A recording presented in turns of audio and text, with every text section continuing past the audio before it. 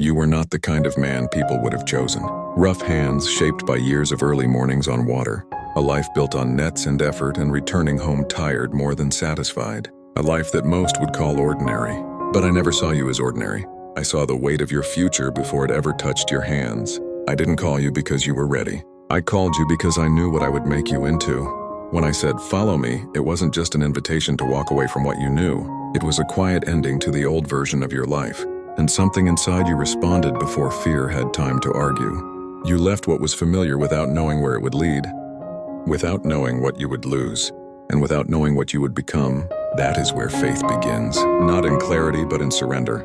And even as you took your first steps behind me, I was already walking ahead of you, shaping every moment you couldn't yet understand. I never once looked away from you, not in doubt, not in uncertainty, not even in your hesitation. Because I do not call people based on what they are in the moment. I call them based on what I will never stop forming them into. Even when you were unsure of yourself, I was not unsure of you. There came a night when everything around you became unstable. The sea was no longer familiar. The wind carried weight, as if creation itself was resisting you. Fear entered the space where confidence used to stand. And then you saw me, walking where nothing should stand, moving where nothing should be possible. And you thought it was impossible until I spoke your name through the storm. Come, and you stepped out. Not because the water changed, not because the storm calmed, but because your eyes were fixed on me for just long enough to believe beyond what you understood. For a moment, you lived beyond everything that had ever defined you. You walked on what should have taken you under, but then something subtle shifted. The wind did not become stronger. Your attention simply moved. Fear does not need power to destroy faith. It only needs distraction. And when you looked away, what you were standing on became what you were sinking into. And still, I did not hesitate.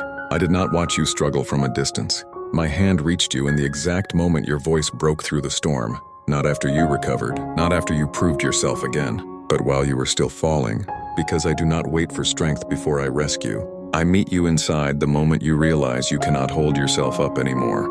There was another night you wish you could erase from your memory. A night where pressure spoke louder than conviction. Where fear sat closer than loyalty, where silence felt safer than truth. You had spoken boldly before that moment. You had promised strength. You had believed it yourself. But confidence built on emotion will always be tested by fear.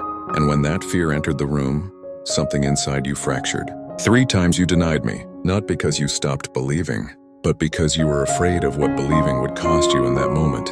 And each denial was not just a statement. It was a weight you carried immediately after speaking it. Because you heard yourself become someone you never thought you would be.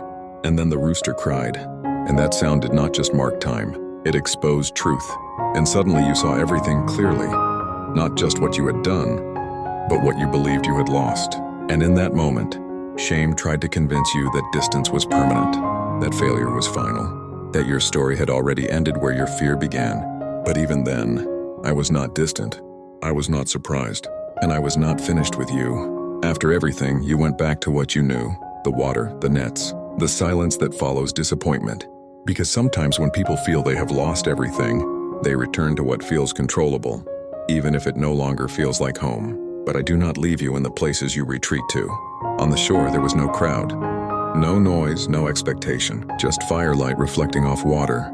Just stillness that makes the heart finally listen. I did not begin with correction. I began with presence. Because before restoration can happen, distance must end.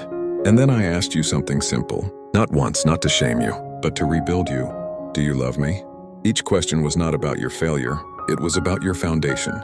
Because love is the only thing strong enough to hold what shame tries to destroy. And with every answer you gave, something inside you returned. Not perfection, not confidence, but clarity. The kind that only comes after breaking and rebuilding. And in that space, I did not call you back to what you were. I called you forward into what you were still becoming. I did not choose you because you were unbreakable. I chose you because you would understand what it means to be broken and still be held. Feed my sheep, not as a burden placed on your shoulders, but as trust placed into your life. Because I do not build leadership through perfection. I build it through those who know what mercy feels like in their lowest moment. You thought your failure would define the end of your calling, but I turned it into the very foundation of your strength. And from that moment forward, you no longer walked as the man who denied me. You walked as the man I restored. Not because you never fell, but because you learned who I am in the moment you were lifted.